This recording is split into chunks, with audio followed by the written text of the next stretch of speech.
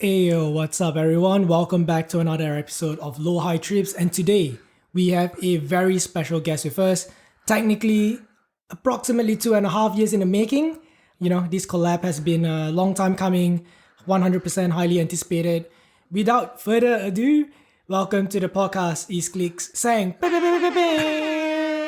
Hey guys, thanks for having me. I'm actually excited. I mean, because we've been talking about this for ages now. Yeah. And 100%. I've actually been wanting to do this, but lockdown and stuff Yeah, like that. we talked about doing a collab, me ages, on your yeah. YouTube channel and you on my podcast channel for the longest time. Yeah. So So yeah, definitely glad we're finally doing this. 100%. I'm excited. I've never been on the first podcast for me. Your first podcast? Yeah. How are you feeling right now? I don't know, I've never. It feels weird because I guess we'll get into it a bit later, but Yeah. because I make YouTube videos, right? Yeah. So I'm used to seeing myself on camera. Okay. Where I have to think about how do I look visually, the frame, what's in the setting, background, all that stuff, what the video idea is. But here it's just very chill. But then I have to focus more on the audio, I guess, Yeah. where that wasn't front and center. So Right. It's a very different style. But I dig it though. Because I have a question for you as well. Because obviously you make YouTube video, which has two components to it, right? Which is audio and video. Yeah. And for me, podcast is sort of like the simpler version of it. So I remove video, which is like a huge significant aspect of it, right? Yeah. Would you say you doing a podcast episode is quite natural, considering that, this is just you being on a YouTube video without a video aspect of it? It's hard to say because with YouTube videos, I feel like it sounds pretty bad. It sounds like I'm slacking, but it feels like I can give for example, 50% effort into the video, how that ends up, 50% effort into the audio, Yeah. and how that ends up. And that's my 100% effort right there. Yeah. Whereas with podcasts, I have to give 100% on the audio. And Right. I guess because it's more because it's just audio, because we're just having a conversation, right? But back in my head, I'm probably subconscious, how's my voice How's coming your voice off? sounding? 'Cause, You're processing all these things. Yeah, because when you hear yourself talk, you know the sound of your own voice. Yep. Now it's 100% that. Okay. So I'm it's interesting. But I don't know. Yeah, I guess it's chill in a sense, but at the same time, it is because now I'm giving 100% in audio, where I've never had to do that before. So still a bit, I don't want to say pressure or nervousness, but Excitement. yeah, out of my comfort zone, we'll say that. Okay, But that's good. I'm excited. Yeah. I'm surprised because, like I said, to me, I think doing a YouTube video is 100% outside my comfort zone, considering that I've only published my voice. Meanwhile, you've published your voice, and there's a whole there's no face review in the first place. You're stamped in every video. True. All 40 plus of it, if I'm Yeah. not mistaken, 47. But yeah, dude. I guess I have just one really quick question as well, considering this episode will be published closer to the end of the year. And as you know, coming to December, 31st December, going to the new year, it's always a time of reflection. What's some of the goals that you set out for this year that you have accomplished or you're currently working on still? Ooh. Yeah, so I'm glad you asked because for me, I've always been the type where it's every time it gets close to the end of the year, so pretty much now, November, December-ish time, I'm always in that self-reflective mode, I guess, where I'm always thinking how did I go this year? What do I want to achieve next year? What didn't I achieve? Stuff like that. I think this year, it sounds so flexing and bragging, but I feel I've had a pretty solid year. Same. A few things because I play a lot of card games, so I play Digimon and Dragon Ball card games, TCGs, and I've been focusing more on the competing side, so on tournaments and stuff like that. Whereas prior years, I've never had, I just played for fun, with mates. But this is the first year where it's I've actually competed. So I think with both card games as well, I feel I've performed quite well throughout the year, which I'm happy with because it's doing something I wanted to do as a child, right? When you watch Yu-Gi-Oh, you see Yu-Gi going in the tournaments, he's winning it all of it. It's you want to do that? It's now I'm doing that. So I thought that was pretty cool. I did a banking course earlier this year. Sick. Yeah, passed that, got my certificate, so that was really good. And yeah, I feel I'm a lot more I don't know, hard to say, like grounded, I guess. Like I know what I want to do in life, and like I guess I have more of my footing with everything. Okay. Like I'm pretty happy with everything. Would you say like you have more clarity over your future or your future direction? Where you're going to from here on? Yeah, definitely. Like, I'm a very like time based or like deadline ish person. So it's like I've just turned 28, right? So I'm like, okay, cool. The next like quote unquote milestone is like 30, right? Like 30 is like the big year for me. So I'm like, okay, cool. That's only 2 years away from me. So I got like all these things, like I feel like I've laid down the foundation for what I need to do when I hit my 30s. I'm pretty good. Like I'm set. So I'm glad like I've figured that stuff out now. Like even though it's only 2 years away and some people might think it's like, oh, it's a bit short notice, but I'm glad I got there now rather than like too late. Right. Yeah. Well, what are some of the sort of like foundation that you have to set to be prepared for your 30s then? I feel like, for that, yeah. Well, I feel like I know what I want to do in terms of like hobbies, career focus. Like I know not exactly what type of job I want, but I know what jobs I don't want. Okay. Yeah. So it's like, well, if I know what I don't want, I can look for jobs that I guess it's the thing of like process of elimination, right? Yeah, 100%. Yeah. You take out all the stuff you don't want, that will leave you with the options. Yep. It's probably best for you or what you do want, even though you weren't exactly looking out for it. Yeah. So that, and with my financial situation, it's not the best, but because it's like, I guess it's one of those things as well where, and I could be waffling a little bit, but you know how like in school, there's always that question of like, oh, where do you see yourself in 5 years or 10 years? It's like too far away for anyone to know. But now it's like, where do I see myself in 2 years? That's short enough where it's like, I can actually like kind of map it out. So it's like, oh, okay, I know I want to save up for a house, or like, I know where my family, where they will be because I have a younger brother as well. So I know how his trajectory will look like. So I can kind of account for that or plan for that when I'm like, yeah, again, like saving up for a house, or like where my, I guess, net worth, I don't know if that's the right word, like clearing out my debt, stuff like that. Like I know where I'll be there. Like what my salary will look like as well, like projected salary. Like, of course, like if I get this job, I'll earn X amount. Yeah. Yeah. So just being as close I am to my 30s, I have a better understanding on what the next 2 years will look like. Whereas like, if you talk to me like when I was 23, for example, I'm like, that's 7 years away. Like, I don't know what's going to happen. Yeah, that's fair. Yeah. I think like when I was a bit younger, which is like low 20s, right? I always try to project my future quite far ahead, like 5, 10, 20 years ahead. Dang. And I always try to like plan for it. I think I live in the future a lot in the sense that I'm not trying to be like, yeah, I'm Kanye, I'm from the future and stuff. But what I'm trying to say is that I typically plan really long term, but I realize that those long term plans are always being reviewed after several years because, like you said, you can't really project or predict what will happen in the next 5 to 10 years.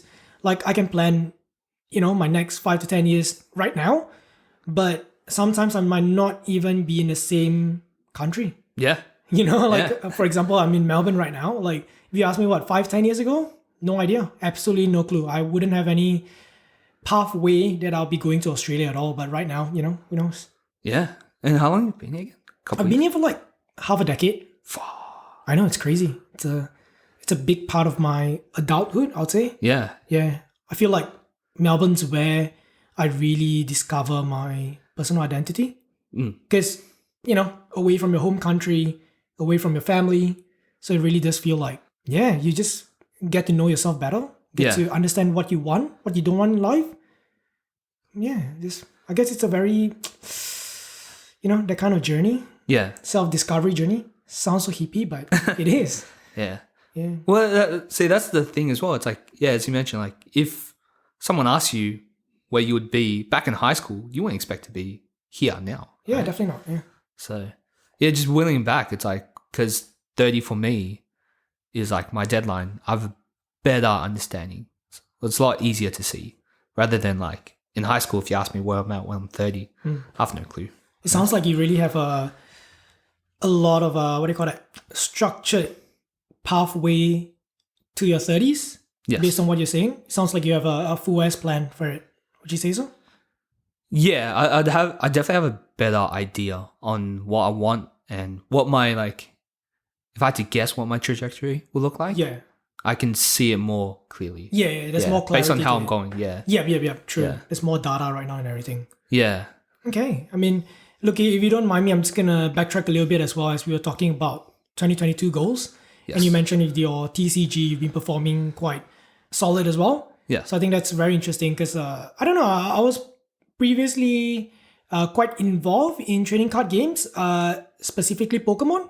Right. I was very invested in Pokemon for a bit. I've joined a couple of like local competitions, but very local. It's like just in some rundown shopping malls.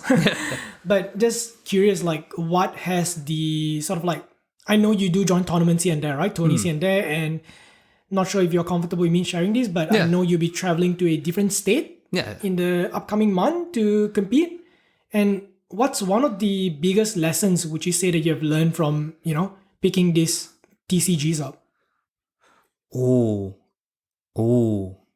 I never thought about it like that. I guess like, is it something I kind of knew, but I didn't think it would be, because it's like interstate, right? I didn't think it would be like Australia wide. That the scene, like we call it the scene, so pretty much like the community who plays, right? We're the age demographic. As crazy as enough, because like usually when you say like TCGs, right, card games, everyone like, for those who don't play, the typical stereotype is like, oh, it's a children's card game. No, I think 100%, and to cut you off there as well, like no, absolute zero offense, like it's just out of pure ignorance. I genuinely thought the demographic would be like teenagers to like young adults. Yeah. You know what I mean? So the term like children's card game gets thrown around a lot. But just by competing and stuff, like, because I knew in the Melbourne scene, we're like the age demographic, like 20s. That's interesting. Yeah, like low 20s to like high 20s, right? I was like, oh, maybe it's just like a Melbourne thing, maybe. I don't know. Or the timing on when I go to these tournaments, like, I don't know, maybe high schoolers just choose not to go because they're just hanging out with their mates or whatever. But yeah, when I started competing interstate, I'm like I fit in with everyone. Like there's no high schoolers or anything, or like there's no like primary school kids, right? Who's like playing these card games. These are like, I don't want to say like an e-sport, but it kind of feels like a low-key sport where like these guys are like adults competing at like the highest level, which is great. Like I don't want to sound like it's a huge deal, but like when I say highest level, it's like these guys are like, they actually like full dedicate their days to this. Like they study this, Monday to Friday, they're thinking about this after work, during work. Like this is their days. And like with card games, you don't, or at least with the card games I play, at least, there wasn't a huge like cash prizing or anything, but you can earn a fair bit just for like a fun hobby. Like end of the day, right? It's just a fun hobby. You hang out with friends, have a good time. So something that's a fun hobby, you can earn quite a bit. Like one of my mates, I won't say who it is, for protection wise. In the recent event, there was like a event where it's like a Friday, Saturday, Sunday, like a weekend thing. He competed in all 3 days. It's crazy. So, because you have to pay entry for these things, right? Entry. How long did they last though, per day? The guy's crazy. Half day? He did like a full day, like a full-time job type thing. Jesus. Like 8 hours plus. Oof. Yeah, each day, 3 days, right? So he competed in all. Entry wise, I think it was like maybe 300 and something just to like enter, like total, yeah. And then the guy like topped all the events. He sent me a photo of his pricing, and first glance, like estimated value, it's at least five figures. Whoa, Jesus. And that's just card values, right? So like if he sold the cards that he won, right? Because like when you win card game tournaments, they'll give you like special cards that you can only get from the tournaments. Yeah. Like you have to rank pretty high to get those cards. Promo cards, right? They're called. Yeah, Right? like like promo cards. Because you can't get them elsewhere. You have to like do well in the tournaments, right? Yeah. So he kills it. He's like one of the best players I know. So he's sent me a photo. It's a easy 10,000 at least. Like if he sold everything, easy 5 figures, and all he had to pay was like probably $300. So he made like bank off it. So like for something that's like you're just playing cards with your mates, fun hobby. Like obviously you're not only like you can live off this and you quit your job. Full-time job. yeah. But like it's the thing where it's like if you ever had a parent, like usually with Asian parents, right? Like, oh, why are you playing games? It doesn't do anything. Like study, like that's how you get money, right? So well, this something that's fun and casual, you can still kind of make money off it. Yeah, so It's like a side hustle. yeah, so so that's something I learned where it was like this is more competitive than I thought it would have been. Yeah. Yeah, and I don't know, based on like what you're sharing as well, it sounds like it's quite financially taxing to be committed to a trading card game. Yes. And I think that's one of the main reasons why I stopped as a child.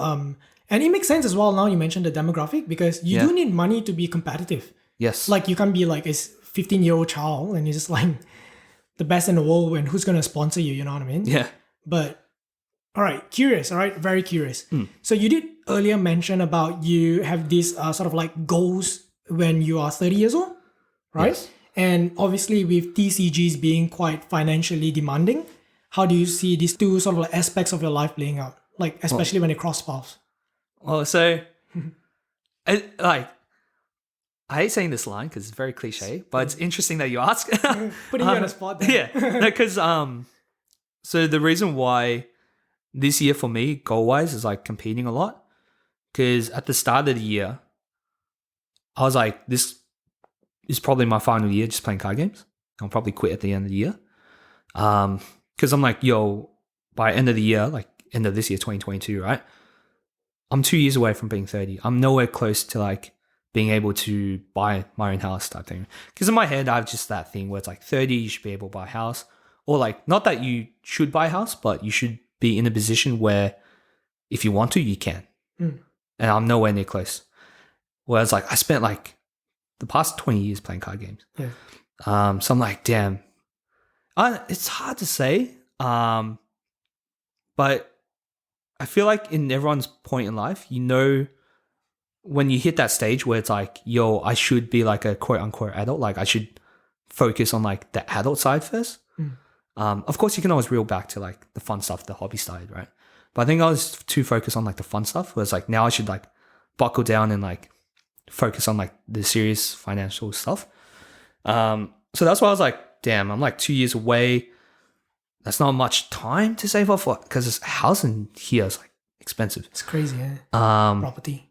So I'm like, damn, I should probably quit so I can save up a lot because I know I'm the type where it's like, and my friends told me, it's like, oh, you know, you can still play, but you don't have to buy the new cards or whatever, but you still can play with us. But knowing me, the type of person, even though I say like, oh yeah, I won't buy the new stuff, I'll just play with my old stuff and keep playing, I'll be tempted. they'll release some crazy cool new products like collectors thing. I'm like, I have to get it. Yeah. At that point, it's just down the rabbit hole again. So I thought like, oh, maybe because I'm the type where I have to go cold turkey or nothing, right? Yeah. When I'm like quitting stuff. So it's like, damn, I might have to like quit this, focus the next 2 years, just full grinding, earning cash, saving up. I don't say like having no life because it sounds bad, but like pretty much just full focusing on that. Okay. And yeah, I would have to quit card games because it is financially taxing. Yeah. Because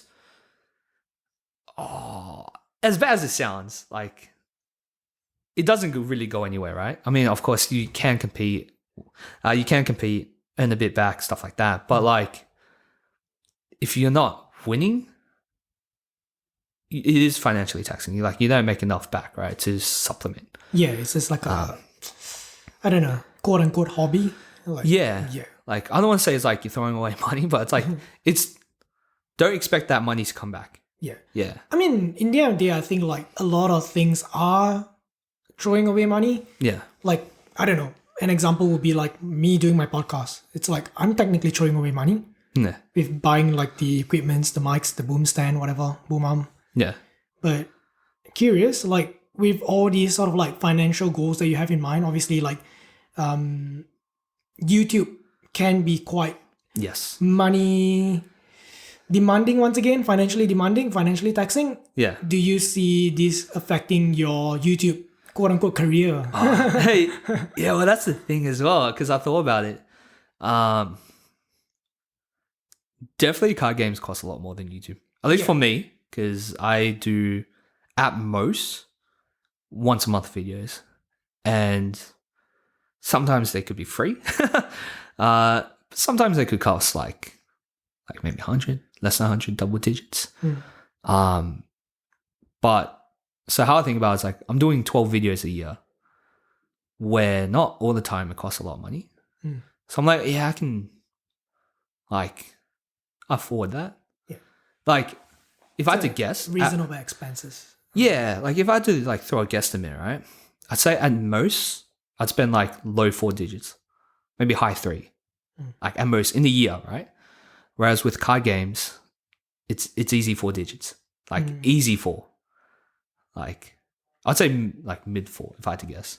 Okay. Yeah. So and the thing with I guess with YouTube as well, because a few of my videos I try to do like a 2 birds 1 stone type of thing. So it's like if I film a video, I would want to.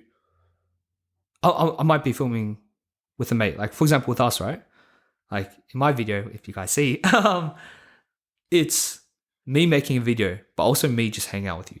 Yeah, yeah. And we're just having.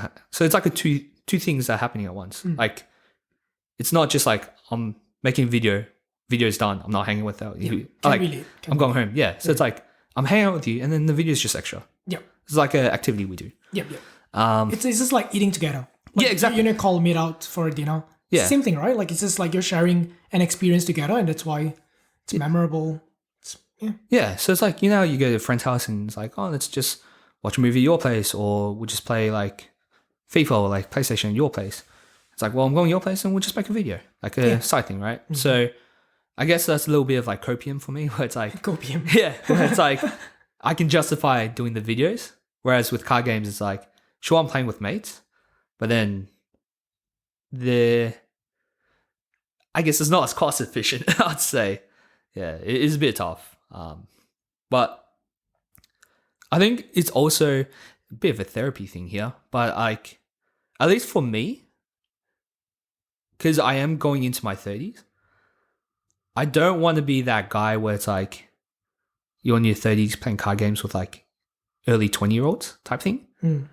Because it's like, I know generally, right, everyone who's like nice, like quote unquote nice, they'll be like, oh, there's nothing wrong with that. It's fine. Yeah, everyone will just naturally say that, right? You're on your own journey. Yeah, but it's like, as bad as it sounds, there is that slight stigma to it. Where it's like, say that we're early 20s in uni, we're playing card games at a store. There'll be that one like mid 30-year-old dude by himself type thing. I don't want to be that guy. As bad as it sounds, but it's like, it's just a stigma. Yeah, that's fair, yeah. So because I'm entering my 30s, like, okay, I don't want to like go to my local card game tournament and there's like high schoolers everywhere, or like early uni. I'm like a decade older than them. Yeah. So I'm like, I mean, there are people who are like that. And like, because right now, my age, right, I'm on the younger side. So when the older guys play, I'm like, yeah, there's nothing wrong with that. And it will probably be the same when I'm on the flip side. But then it's just like, it's just a natural stigma, I guess, to it. Yeah. And I guess also like, obviously speaking, to be financially stable and to dive into these sort of like hobbies and activities would be way more enjoyable compared to knowing that it would somehow impact your journey towards obtaining your goals. Yes. There is this one question that my best mate William asked me before. Because we do talk a lot. I don't know why we so much. We talked a lot about personal finance. Yes. And we talk about money a lot, as in there's just a concept of money and like how we work towards it and what's the goal. But his question was, how much is enough? Ooh. Oh, it is hard to say, right? How I see is how much is enough. The generic answer is everyone's situation is different, right? Yeah, subjective. So like for me, I'm happy to be like open about this. So it's me, like my mum and my younger brother who lives together. Like we have an older sister, but she's like off on her own type thing, right? So it's me, my mum, younger brother, and younger brother's like high school, whereas like I'm way past uni. So and mum's like, I don't want to say old, but like she doesn't have much of a. If she was to go into work, wouldn't be there for long, right? So in my situation, I'm kind of like, I don't know, like the breadwinner, like the one financially taking care of everyone, as best as I could, type thing. So for me, what would be enough is if I can support my mum and my younger brother and myself. So it's like I'm viewing it as like a two-parter thing. So me, I want my net worth to be pretty in the positives. Because we're like Australia, right? We have a thing called HEX, or like student loans. Yeah. And that's a lot. It's like low 5 digits, but it's like average. I'm not saying it's me. I'm saying average. It's like 40K, right? Yeah. So say that you have nothing in your savings account, nothing transaction account, you go to uni, your net worth's already neg 40K, right? Yeah. If you include HEX. A lot of people don't. I'm the type that do. And then you've got car finance or car loan. If you want to save up for a mortgage, your net worth is like in the negatives usually, right? So I want it to be in the positives for myself because mine's in the negative. So how I would view is enough, where my personal net worth, I'm happy with. In the positives, no debts, stuff like that, debt free. Well, except for mortgage, right? But normal. But outside of mortgage, no debts, have a mortgage, I can pay the bills, stuff like that. I can do this by myself because I don't want to be that guy that like has to rely on my mum to like help pay the bills, pay for mortgage, or have to rely on my brother who's like a decade younger than me to be like, yo, bro, can you help me like afford this mortgage? Yeah, because I want to be supporting them. So I think, how I know where I'm set was like, I'm set for myself. So say hypothetically, I like, can I swear? Yeah, 100%. Just make sure. So say hypothetically, if I fuck off, right, go on my own, I can support myself, I'm good. But if I bring them along with me, I can take care of them as well. Yeah. I think that's when, for me, I know I'm set. And it's different. The reason why I say it's different for everyone, because my mates, they're in relationships. So they have the other person they can supplement. Usually in relationships, they can have that quote unquote, like they can just fuck off. Like, I don't want to say leave the family, sounds bad, but they can move out, right? They don't have to take care of their family. It's them and their partner. Yeah, they can leave the nest. Exactly. They can leave the nest and the good. For me, I can't leave the nest because I'm single. I take the nest with me. So yeah, everyone's situation is different. So that's how I would view myself as that's when it's enough, where I can take care of myself if need be.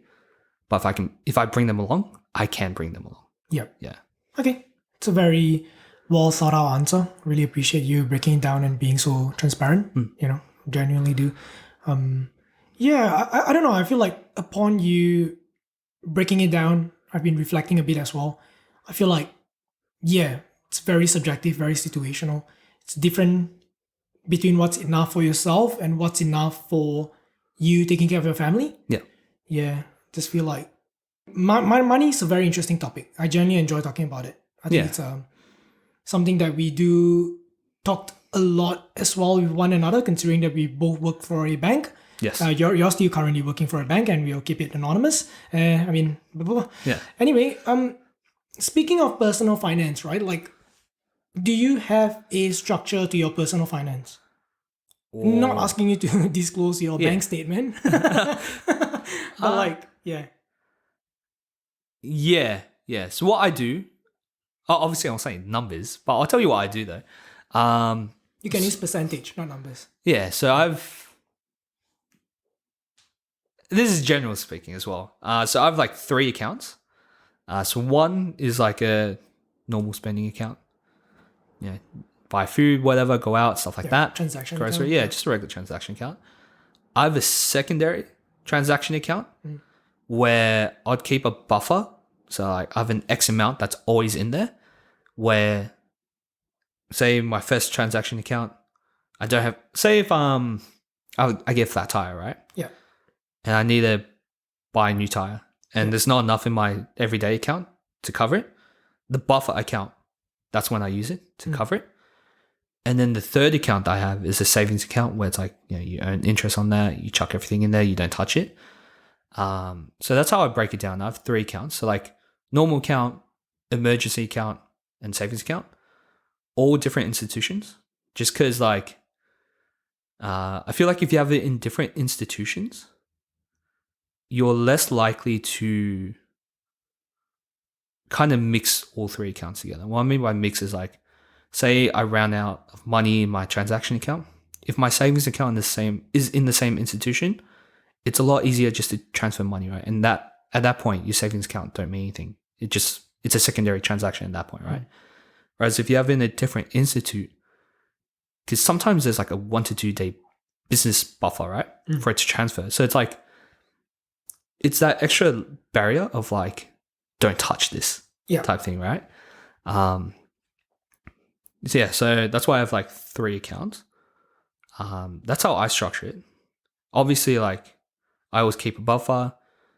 How do I break this down? So we just use fake numbers, right? Yeah. I guess my question is more so towards like, let's just say fake numbers, like you mentioned. Let's say you get $1,000, right? Yeah. Do you immediately chuck a percentage of it to your savings, or is it month by month? Like, do you have a structure to it? Because the reason why I'm asking is because I feel like I do not have a structure. Yeah. To me, it's very freestyle.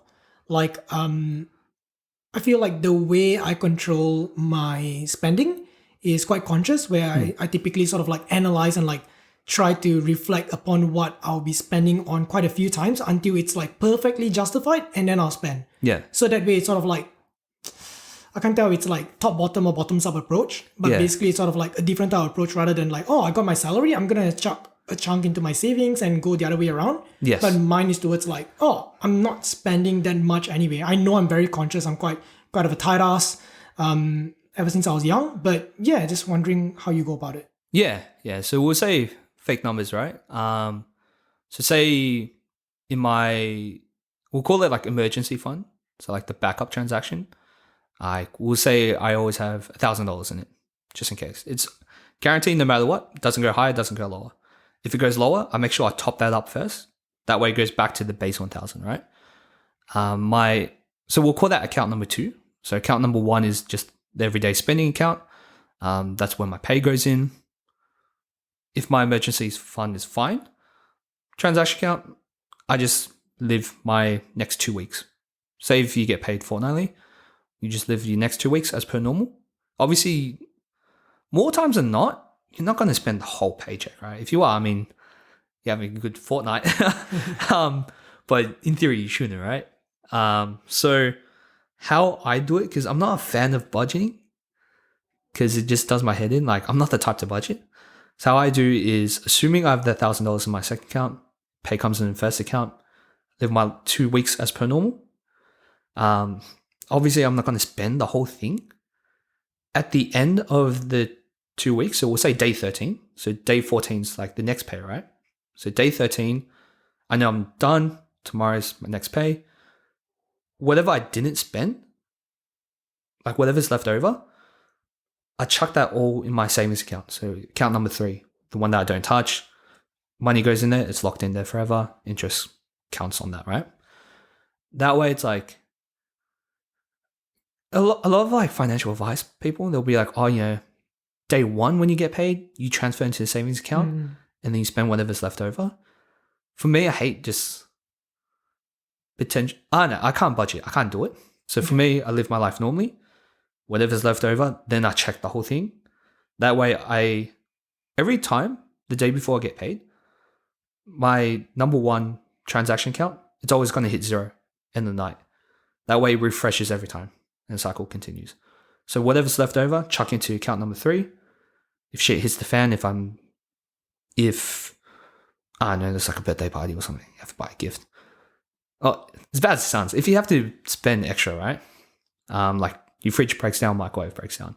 That's where account number 2 comes in. As long as that's topped up, yeah, just pretty much account number 1 goes straight into 3. And that's kind of how I work it. Yeah. Okay, that's interesting. I think for me, I don't have that many rules when it comes to like personal finance. But to me, I think an emergency fund is crucial. 100%. Yes. It's like mandatory. And that rule is quite flexible because it's quite subjective. I don't specifically have a number.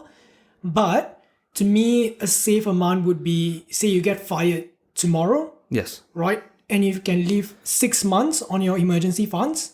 I think that's solid. Yeah. Yeah, I think 1 year it's doable, if you want extra security, but I think that's a relatively high number. Yeah, I typically just have my emergency funds in my savings account. Yeah. I think the rest I'm free to invest. So I guess it's a good segue as well. Just curious if you have if you've made any investments or if you have any plans to make any investments. Yeah. So I started investing a couple years ago, but just like ETFs. Yeah, I remember we had a conversation. Yeah, so just mainly doing ETFs. I feel like that's a very entry level, easy to get into. It's safe, of course. Although I haven't been investing as much as I should. Of course, there's the whole compound interest. You do it when you're younger, it's better off when you're older type thing. But how I see it is, at least for me, how I see where money should go priority wise. It should be from the ground up, right? It will be have money in your transaction account. Obviously, don't live paycheck to paycheck. Have your foundation, right? And then have the emergency fund in your savings account, right? Yeah. Build that up. So you're building your own capital. And then after you're set with that, then if you have excess money, then you chuck into investing and stuff like that, build that up. And then, people go into crypto or real estate investment. I'm that's we'll say transaction accounts number 1 priority, savings account number 2, investing number 3, and crypto, real estate 4, 5, right? What of the more volatile investments? Yeah, that should go later down the line. Yeah. So you should have your foundation first. Where I'm at now, I feel like my foundation's all right, but I would prefer it to be better before I go more into the investing side. Yeah, fair enough. I have a little bit of investing, but after doing that, I'm okay, I'm kind of happy with where I'm at with investing, where I want to build up more of the capital. So the transaction account, the savings account, build that up a bit more, and then, have a better ratio. For example, 80-20 or whatever, right? So just build them up first. Because again, one of the things is I do want to save up for a mortgage, a house, right? And for a house, you should go into or how I see it at least. I don't know. I'm not a financial advisor, but you should have capital. And how I say capital is transaction account, savings account. Build that up. So pretty much when that's at a point where I can save up for a mortgage, then I'm pretty good to go into the other stuff, the crypto and stuff. Obviously, there's going to be people, and I can already hear this, where it's oh, you should chuck in Bitcoin, stuff like that. Yeah. Because you'll get more increase and then you can sell that and stuff like that. But I'm it's I remember there's this argument that the inflation is faster than your savings account rate or whatever. Meaning that if you're keeping your money in your savings account, you're technically losing money. Yeah. Bit by bit. Yeah. Yeah. Oh, and the thing how I see it as well is with investing, so we'll say the more volatile stuff like Bitcoin and real estate investing, Crypto, right? yeah. You have to have already a large chunk to be able to get into it. So say if you want to invest in a Bitcoin, for example, right? A really bad example, but if you want to invest in a Bitcoin, it could be $50K for a coin, right? Well, where you're going to get the $50K to invest in Bitcoin, you're going to have to build it from your transaction account and savings account first. Build that up until you have for example, the $50K to then transition in Bitcoin. You can't just jump straight into it.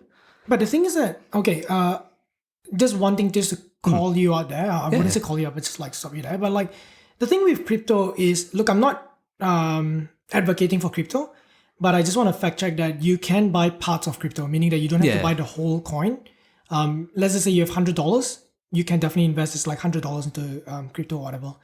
But I guess a rule of thumb for me is always like, don't invest what you're not willing to lose. Yes. To me, it's like anything that I invest, in all honesty, people might say that, yeah, he's making excuses, or like this is just like, what you say, but you don't preach, or you don't practice. But everything that I invest, I'm not expecting anything back. Yes. So 100%. Anything back that I get back is a bonus to me.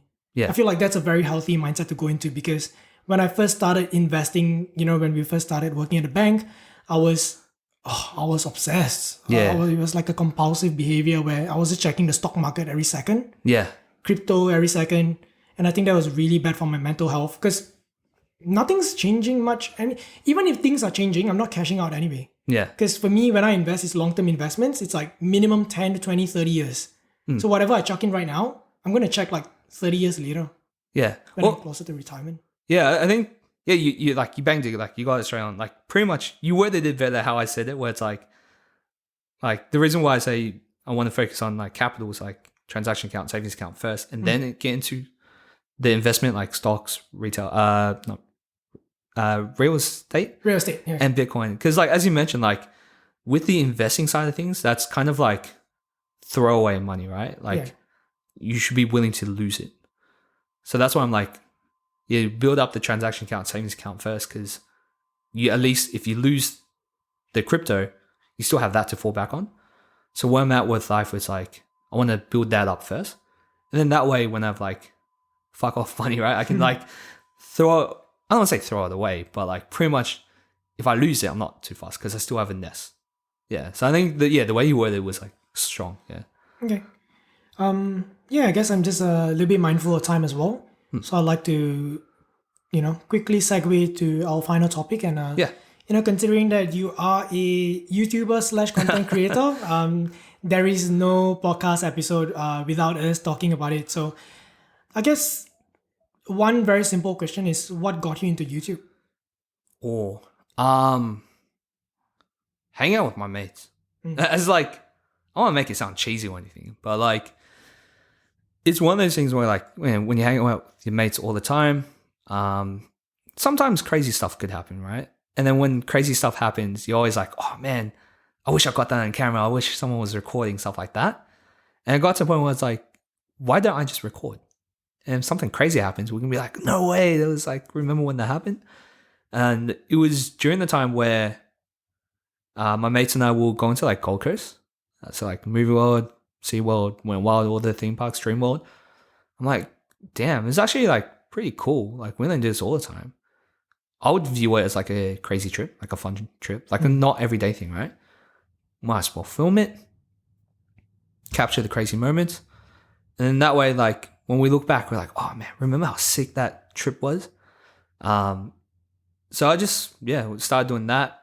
What really like kicked off my channel was one of the early videos was when I went to Japan. And I'm like, damn, like I can write stuff down on a diary. I can take as many photos as I want. But when I'm old, I'm going to forget stuff naturally, right? So it's like, I want to have like a video diary where I can look back and be like, oh man, that was sick. Like that's what Japan looks like. Yeah. So it's not only to capture the crazy moments, hanging out with my mates, because stuff could happen, but it's also like a video diary, just a personal video diary for me or even my mates can look back on and be like, damn, that was sick. Because I'm a very visual person as well. So it's just cool having like, video diary to look back on. And I guess it's just fun as well. Just to like have a hobby, because I don't want to say I'm extroverted. So it's like having myself, like filming myself, it's forcing me kind of like out of my shell where, it's forcing me to be like a bit more extroverted, like more comfortable with myself, like public speaking and stuff like that. So I think it's just like a good personal growth thing as well. Yeah. Well, I guess with that as well, I do have to probe a little bit further. What's one like significant growth that you have identified through your YouTube Oh. journey? I feel like I've taken more in charge with things where, because like when I'm filming my videos, right, I'm like the captain of the video, right? Yeah. Like I'm the one's like, all right, this is how the frame's gonna look like. This is the setup. This is what we're gonna You're do. the director. Yeah, I'm the director, right? Yeah, exactly that. Like I'm the director, right? So if I'm filming with mates, they're following my lead, Yeah. right? I'm the one calling the shots and stuff like that, right? Or filming, say if we film in public, like a couple of my Japan videos, I'm the one holding the camera. Like I'm like, I don't say center of attention, but like, yeah, I'm the focus where like I'm the main character, I guess. Whereas like before doing the video stuff, I'll just be more like, I don't want to say like a side character, but like if my mates are like, oh, you know, let's do this. I'm like, yeah, cool, whatever, right? But now I feel like I'm the one that's being like, okay, let's do this. And they're like, yeah, cool, let's do it. Or like, I don't want to say help me find my voice. That's a bit cliche or cheesy. But yeah, I guess have you heard the term like wallflower? Oh, yes. Yeah. Definitely. Yeah. So I'm less of a wallflower, we'll say. Okay. Yeah, and more like front and center. Like I'm happy to like voice my opinion. Like, yeah, like I guess more taking charge. Yes. Yeah, it sounds like it did help you. It did provide more control upon yourself, like in your life. And it sounds like it somehow made you more comfortable being who you are. Yes. Like in your own skin. Yeah. You get what I mean? That's good. I think it was a very surreal experience recording my first Yeah. YouTube video review. For y'all listening, if you haven't, if you still don't know, we've recorded a podcast. A YouTube episode. Sang, would you like to Oh, tell them all about it?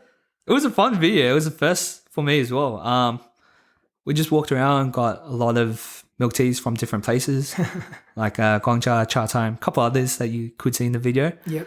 And we just did a comparison on which one we enjoyed more, like a tier list type style. Yeah. Yeah, it was fun. It was your first video where like Yeah. your face is on cam. Yeah. So what was that like for you? It was different. I was definitely very self-conscious, and I think like, as you know, I probably started doing podcasts because of the fact that it's, like I say, simpler. Yes. To put my voice out there. I feel like with a YouTube video, there's so much more aspects that I need to control. And you know that I'm a control freak. Yes. I'm quite of a perfectionist. I want everything to be, up to my standard. Yes. And I feel like I would crash before even starting. But just a bit of a fun fact. One of the resolutions that I had for this year Yeah. is to actually be involved in a YouTube video. Oh, right on. Yeah. Yeah, so I guess credits to you, thank you for helping me check that to-do list off for this year. Yeah. Yeah, it's big. It's big. It's actually one of my major goals for Lohai trips, as in for my podcast. Yeah. It's definitely like a huge step forward. Because like obviously everyone makes videos nowadays, but like even saying everyone makes videos, not everyone makes videos. Because it's like, it's always, I feel like that first step is the hardest. Yeah, 100%. Where I guess anyone who's listening, if you feel like, I don't sound preachy, but it's like, if you ever worried about like, oh yeah, I want to start a podcast, but I'm like, I'm too shy, or like make a video, like just do it. Because like, what's the worst that's going to happen? Like 2 people view it. Okay, so you could look like an idiot in front of 2 people. That's it, right? Yeah, Doesn't matter. Yeah. But if everyone, it could bang and can have like 1,000 people watch it. It's like, well, that means you're killing it. You're doing a good job. So, yeah, what's the worst that can happen? Yeah, and then it's like a personal diary anyway, personal journal. Yeah. Like you're just tracking your own progress. For me, that's like the way I view my podcast. How I sounded from my first episode until today. Yes. So yeah, I guess. Yeah, so huge step for you doing it. I'm not gonna I'm not saying this just because we're mates or like I'm on your show, but I feel like you came off very natural. Like it didn't feel like it was your first time. What, YouTube? Yeah, like when we were filming mine, Okay. it felt like we just did one take for everything. Yeah, right? yeah. Didn't have to do reshoot because like you were stumbling across your words or you're stuffing up or like you sneeze randomly or whatever. So I think it turned out very natural, very chill. I think you killed it. Yeah. Thank you. Appreciate it. I think I'm just very self-critical. Like, I don't know. I mean, yeah, I think I'm just way too self-critical in everything I do. But yeah, it was surreal. Go check it out. It's on Sang's YouTube channel. Links in the description. Yes. 100%. But yeah, once again, Sang, just a little bit mindful of time. It's a absolute pleasure having you here on this episode. Definitely the first, but not the last. Yes. So looking forward to our next episodes together. Yeah, I guess the floor is yours. Take the stage. I know. Obviously, thanks for having me. Of course, we've been talking about this for ages. Yeah. Since like when you first started this channel, I'm like, wow. Like, I always wanted to do a podcast. I don't want to do it on my channel. It's not my. I want to do it, but I feel like it's not my thing to do it. But I would want to be part of it somehow. So I'm very cool. I'm very honored. This is my first one as well. I had a fun time. I know we're just like waffling on quite a bit, but it's just like, I guess it's a style of podcast, right? Just having natural conversation, having a good time. Felt normal. Like, it was chill. I had a good time. It's supposed to be a conversation. I think it's exactly like you mentioned with the YouTube video, which is like, it's just two mates having an experience, and there's just a random camera right there. Yeah. There's just a random mic. Just in one between person us. watching. Yeah. Yeah. No, I had a fun time. So yeah, definitely first of many, I'd say. So I'm looking forward to coming back on. 100%. Yeah. Hope you guys listening had a good time. Yeah. Took something away, or maybe, you guys can comment, I guess.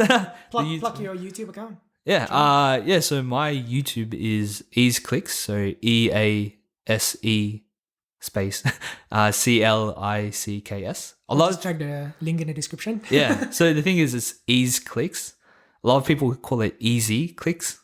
But I'm like, what's the point? Like the word easy is like EASY. Sorry, a bit of a rant. Yeah. But easy is EASY. So why would I spell it EASE if you're gonna say easy? It's just a pet peeve. But but thanks again for having me on.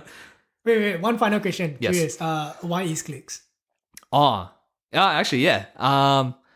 So the reason why it's called EaseClicks is because my main group of mates, like the bros, we use the word ease quite a lot. So, like, you know how people say Kobe when they land like a 3-pointer? Yeah, Kobe. We say ease when, like, if you land a 3-pointer, like ease, or like, I don't know, when you're winning, right? Like when you're doing something that's like you killed it, it's got ease. Like, for example, we're playing chess. Yep. Checkmate. It's like, ease, nice. Or like you score a goal in FIFA, it's like, ease, right? Yeah. So I guess catchphrase is ease. Yeah, nice. So I'm like, okay, ease. And then second, I don't know, clicks. I don't know, it just sounds cool, I guess. There's not much to it, really. It just sounds cool, like clicks. I'm like, I'm making videos, clicks. I low-key wanted it to be like, have you ever heard of FaZe Clan? Yes. Yeah, so it's like they have FaZe Clan, right? And then all their members are like, for example, FaZe Banks or FaZe Blazekin or FaZe Rug, stuff like that. FaZe Sang. Yeah, so I wanted it to be like Ease Clicks and then Ease whatever. Yeah. So I guess like, I won't say inspiration, copying, I guess. Okay, that's your clan name. But same, so Ease is like kind of like the clanish name. Okay. And then Clicks is like my personal thing. Okay. So if they ever wanted to hop on board and make their own videos, I don't think they would, but like if they would do, they could go like Ease blank, right? And then, I guess that's the origin of my name. Very cool. Yeah. Very good. Thank you for sharing. I feel like it's always an interesting journey to see how some projects get started. Yeah. But once again, Sang, thank you for hopping onto this podcast episode. As we said, the first 100%, not the last. And any final words or any tips or tricks or advice that you'd like to provide to the listeners before we wrap it up? So first I'll say thanks for listening. For all those guys who are still listening now, props, because we've been waffling for a bit. Yeah. An hour. Just a quick advice for like anyone who wants to get started. For me, it's like I don't want to say easy as it sounds, but it's just one of those things of like, just do it. Because like, you don't have to have like the most expensive camera, the craziest setup. Film with your phone, even, just make honestly, that's why I started filming with my iPhone. Make videos for fun. You don't have to put it on public as well. You can private it, where only people who have the link to the video can view it. So if you want, you can start off easy. That's what I did. I started off private, send a link to my mates. They had a good time watching. I'm like, okay, cool. And you just kind of work yourself up to it. Yeah. So just, if you ever feel shy, I'd say just do it. Make it private, hide it. And then naturally you would just feel more confident doing Yeah, gotta start somewhere, eh? Yeah, exactly. Gotta start somewhere. All right, with that, thank you all for listening. Really appreciate you tuning in all the way to here. Stay high, stay low, stay safe. This is Aaron. And this is Sang. Thank you for listening. All right, you guys have a good one. See ya. Bye.